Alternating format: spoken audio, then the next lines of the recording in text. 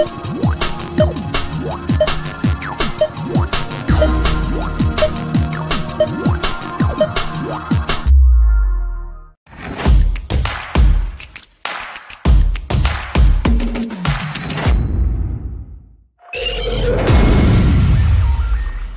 watching SKST Radio.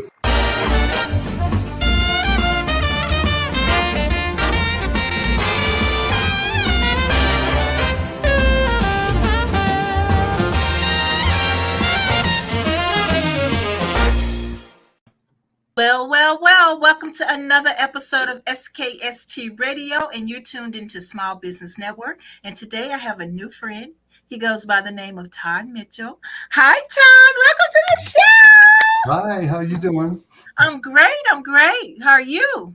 I'm doing outstanding. Happy to be here. Well, thank you for being here. Man, I tell you, it's been a journey, huh? Yeah. Several months scheduling out, that's been a challenge for us here at the studio. So thank you so much for being here. I know it's been a while. So thank you. So tell us who you are and what you do for a living. So my name's Todd Mitchell, and I'm the owner of Cybersecurity for Biz. And basically, I provide assistance getting small businesses into compliance with any state, local, federal, or industry regulations that they have to meet. For example, like medical people with the HIPAA, and the financial industry all needs to be PCI compliant with the payment cards, and they have a lot of other regulations on how they can handle your social security numbers and your bank account numbers and things like that. Oh, wow. That's very interesting. Yeah. I mean, that's something that can snowball, considering with all the cyber, stuff that's going on. People are stealing people's accounts, Yeah. So do you get a break? How does that work? Well, I got into this because I used to work for the federal government. I was in the military for 20 years, and I worked for the government for another 10 after that for the Marine Corps. And I'm retired Navy. And while I was working I was developing software, which is heavily cybersecurity intensive, because the software we were developing was for the top secret military networks.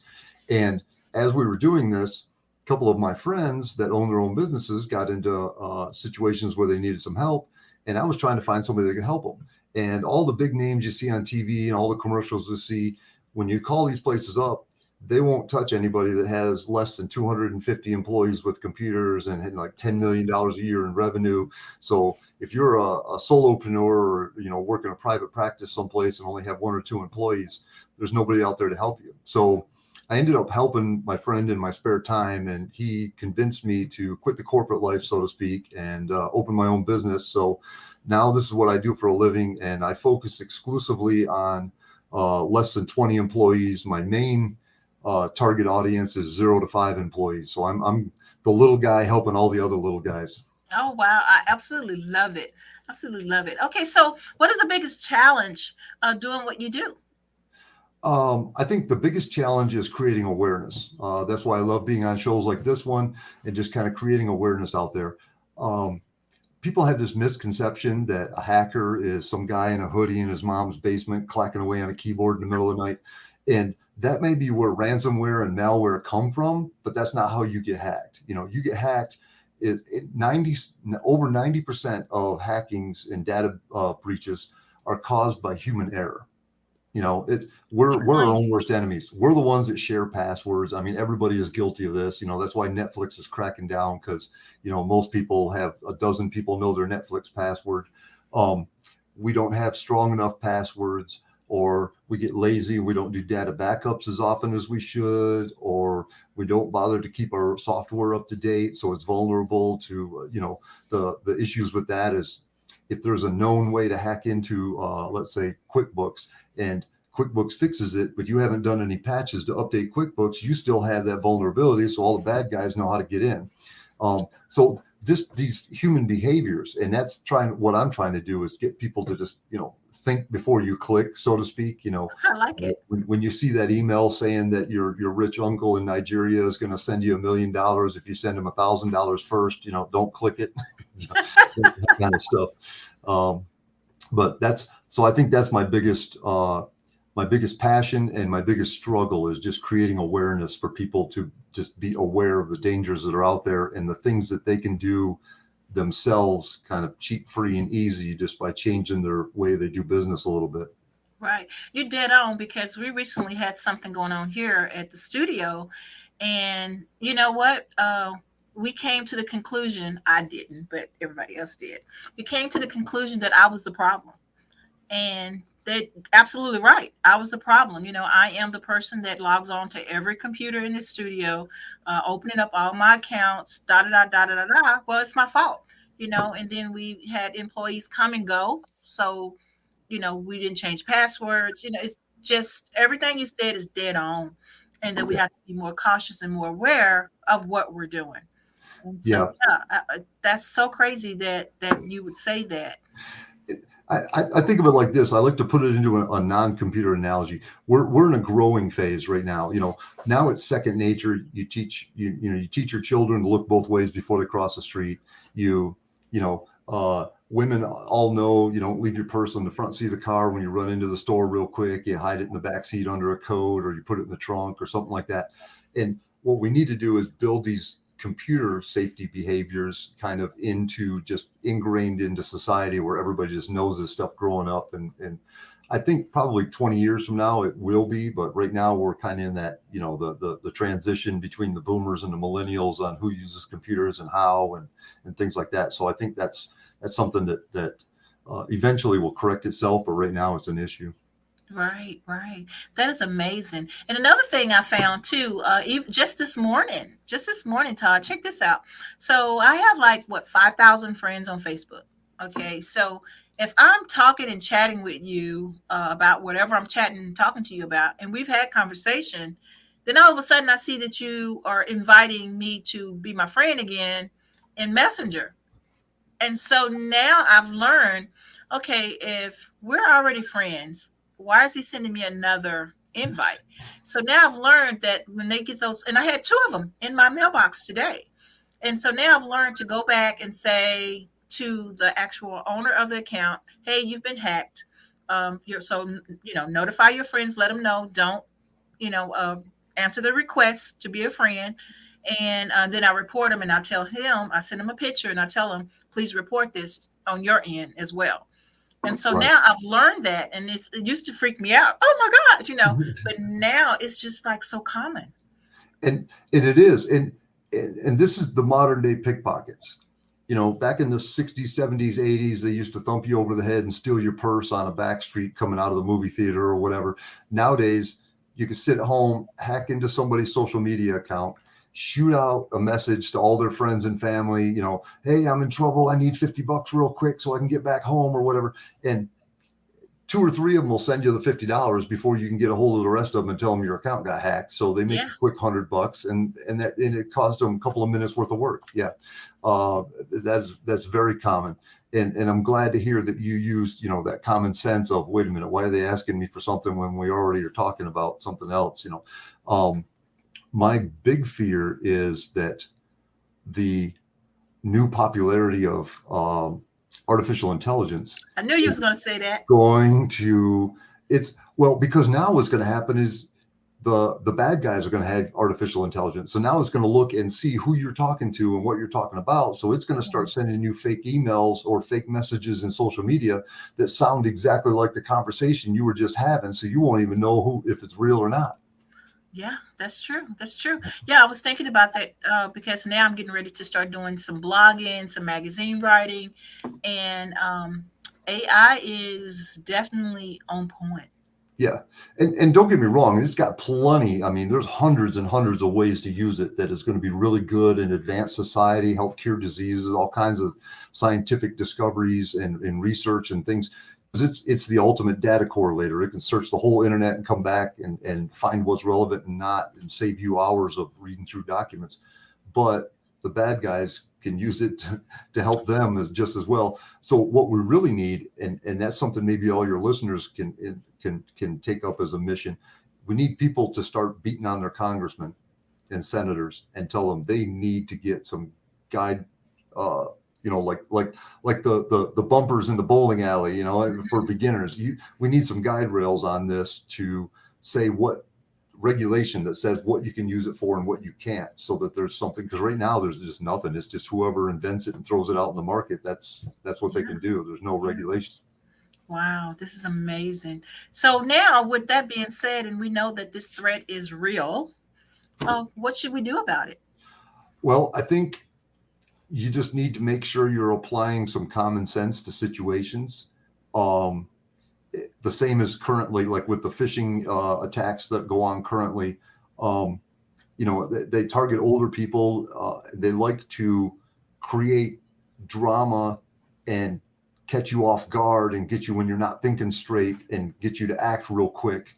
You get these where you get the emails or the text messages saying, the Social Security Administration is going to disable your Social Security number if you don't call them right now and get it fixed or whatever. But if you think about this, especially older people, in 50 years, I've never had the Social Security Administration call me up if there's a problem. Same thing like with the IRS. If you got a problem with your taxes, 3 years later, you get a letter in the mail telling them you owe them $20,000 or $30,000 in back fees, and you got to call them to straighten it out. They don't call you and tell you something's wrong.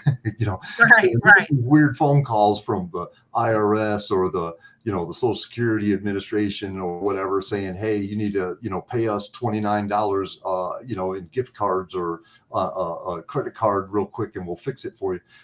That stuff is just, if it sounds too good to be true, it probably is. Yeah.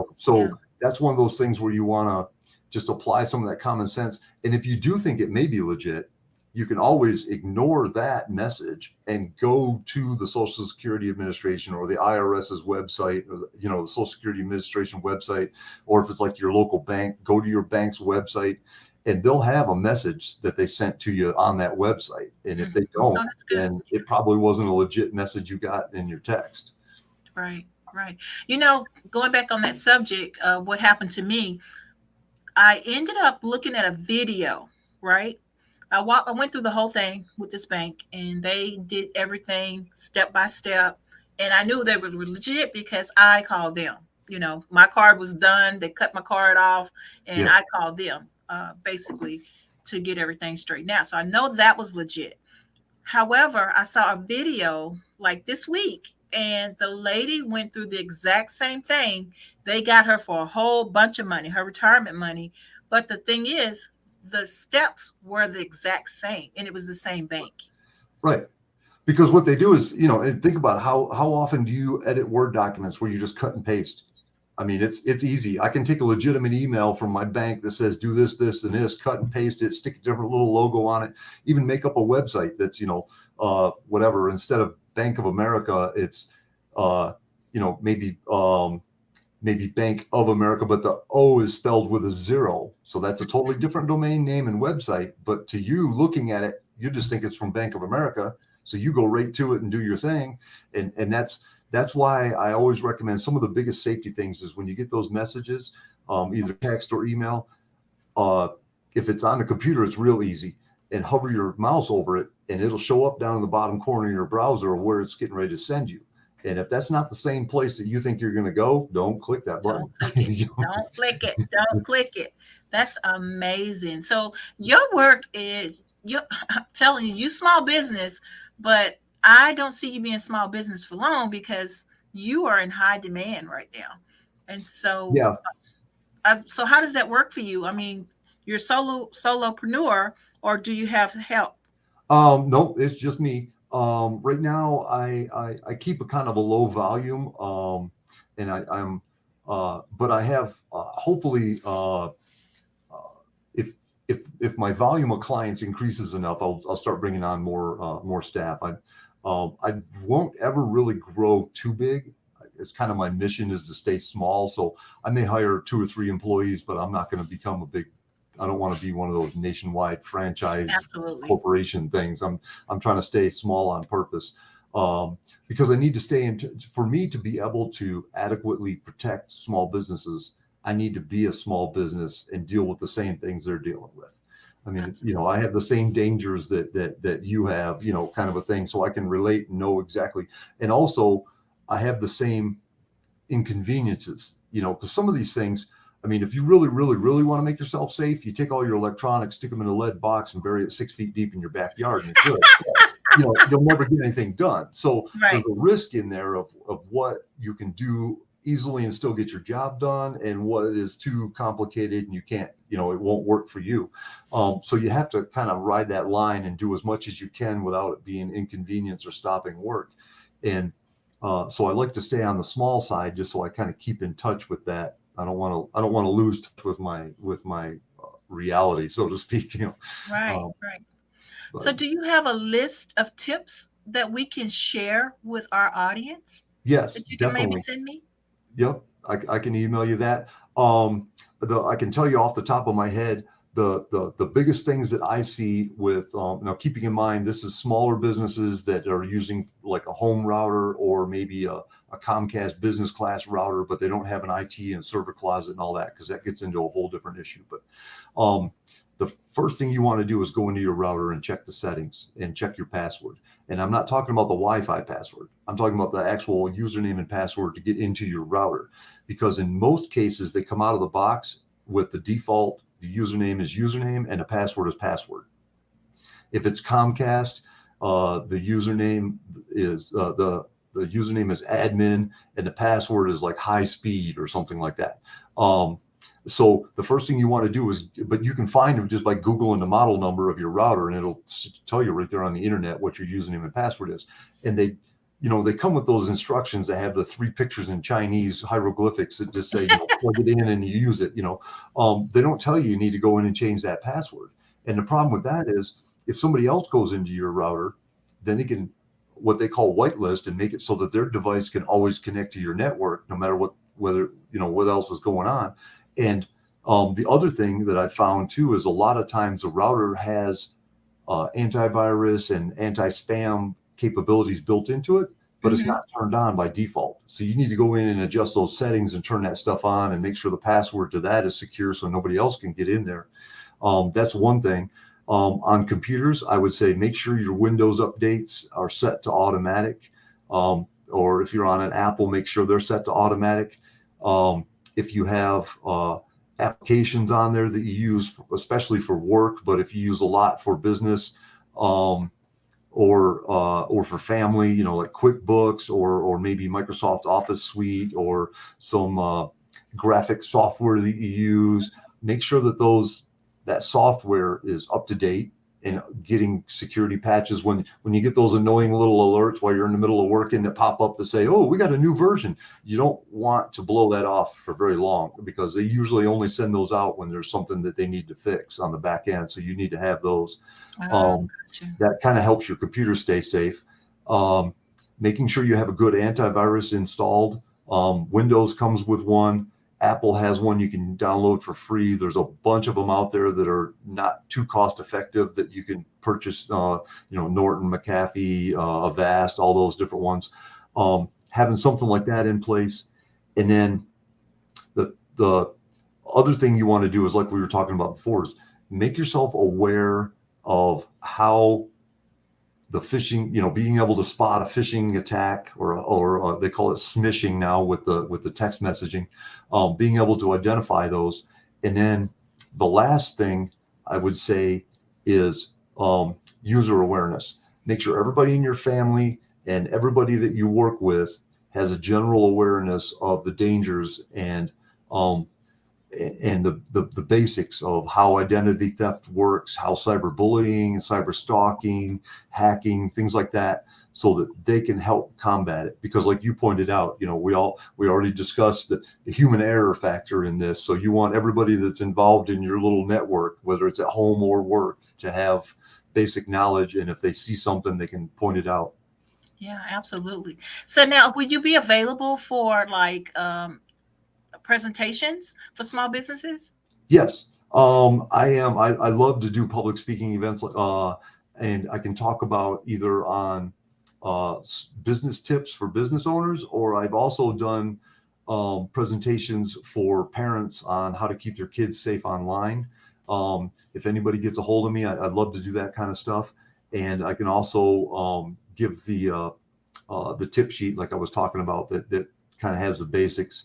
And there's a bunch of other topics that are that I've had presentations on, ranging from intellectual property, not as far as the legal parts of copyright protection, but things you can do if you're into graphics or you're an artist or things like that, where you can, watermark your pictures and make sure the metadata is in there so that somebody, so your painting you're trying to sell on Etsy doesn't show up on a t-shirt on Alibaba for $9.99. Right. Wow, that's interesting. So to know that you can do things like that and it's within grasp, that's amazing, because I guess I never really thought of it like that. But I do know a lot of things that we do here at SKST. I'm always saying I should be patent. That should be mine. I don't want to share Right. this information. It's mine. I wrote this book. I wrote this. I wrote that. And so to even think outside of the box for something like that, that's amazing. That is, and just it a whole kind of new goes world. against the grain. It goes against the grain of thought. You get somebody who's excited that has made this huge, 2 foot by, a 1.5 by 2 foot painting that they hand painted, took them 2 years to do. And now the first thing they want to do is take a picture of it and stick it on Facebook so they can promote themselves. And then anybody who wants to can just right click and download that thing and has the image. You can do whatever they want with it. So, Yeah. I mean, you think back to like when you got your senior pictures in high school, that thing said proof all over it. You can barely see your face, watermark that thing, stick your logo, stick your name all across it so that if somebody, and the other thing is if you're putting it on social media, most people are looking at it on their phone. So the picture only needs to be an inch by an inch. Make that thing small. If they try to blow it up and put it on a t-shirt, it's going to look like crap and nobody will be able to use it, So Nice. little things like that can really help you out. I mean, because the legal side is after they get caught and after you spend a bunch of money on lawyers to take them to court. These other things are things that I'm talking about that you can kind of just do and make yourself a little bit less of a target in the first place. And then they'll just move on to somebody else. Yeah. It's this whole topic is just like, it could go on for days, because I think about when I first started doing the talent business and things like that in Texas. I remember this lady, she told me, and I think I was telling DJ T Nice this lady told me she was just going to take my name.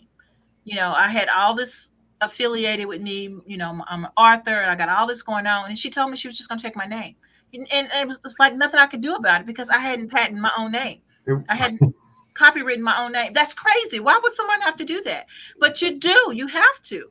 Yeah, it is. Yeah. There's and that gets into the legal side a little bit more than what I know. But yeah, that's the truth of it is, especially when you post, people don't realize that it's kind of like with the media and the news. You notice they may not be able to take and put you on, interview you and stick you on the news without your permission.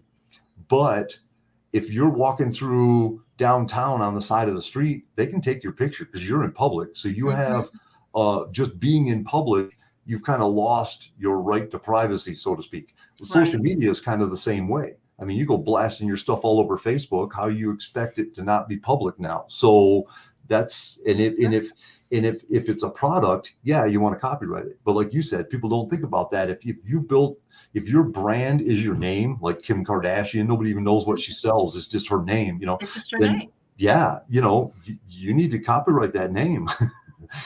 Yeah. And to me at the time, it was like I was in tears because, I'm thinking, how can this woman do this? And at the time I didn't, financially, I wasn't, I couldn't afford it financially at the time because I was just getting started. And she didn't do it, thank God, but she did threaten. She threatened to do that, and it woke me up to a whole different ball game. I write stage plays. I'm Arthur. I do different kind of programs for school. All kinds of curriculums. And for her to say she was going to take my name, and that's another little trick that I've learned along those lines too, is when you're trying to prove that it's you and prove that something was created by you, take a picture and email it to yourself. That's a good idea. If you make a picture or a graphic or a painting or a digital image or something, and you email it to yourself, today, then 3 years from now, somebody else tries to say they came up with it, and you're like, no, I got it on email from 3 years ago. So, Yeah, that'll that's a help good you a idea. long ways when it comes to a court battle. Yeah. They call it poor man patent or something like that. Yeah. Well, I remember that when I was writing my book. yeah, there's a basic principle in copyright, is that, as a creator, if you made it, it's automatically copyrighted. So you don't have to officially file for copyright. That just makes it a lot easier when you get into a court battle. But if Gotcha. you do things like what I was talking about, where you've got proof that you made it at a certain time, then you don't really have to worry about the copyright process, because you're kind of covered with that. But I guess it just depends on how much money you think is going to be involved with you making your brand, and things like that, as to how well it goes back to that risk thing. Is it worth doing it? If you plan on making millions off of your name, yeah, maybe you need to spend $1,000 to copyright it. Absolutely. Yeah. So let people know how they can get in contact with you, Todd. So the easiest way is to shoot me an email, or go to my website and fill out my contact information. And I am pretty responsive about getting back to people that way. Okay. So tell people the email in the web. So the email is consultant at Cybersecurity for Biz, with the number 4, just like on my name there. So it's consultant at cybersecurityforbiz.com. And the website is the same thing, cybersecurityforbiz.com. Perfect. I tell you to say it out because we're on radio as well, so they can't see they can't see the tickler going down. So it's all good. Okay, so Todd, I would love to have you back because you got some good stuff there. I mean, it's information that people need to know, especially us small businesses. So this is wonderful. Thank you so very much for being on the show. Thank you for having me. This has been an awesome time, and I would love to come back. Good. Absolutely. So give us some words of wisdom. So what kind of words of wisdom could you give to someone who's just starting out in their business? Let's see. Words of wisdom for somebody just starting out. Make sure that you digitally, computer-wise, unique username and password for every user, first of all. So don't share accounts with people.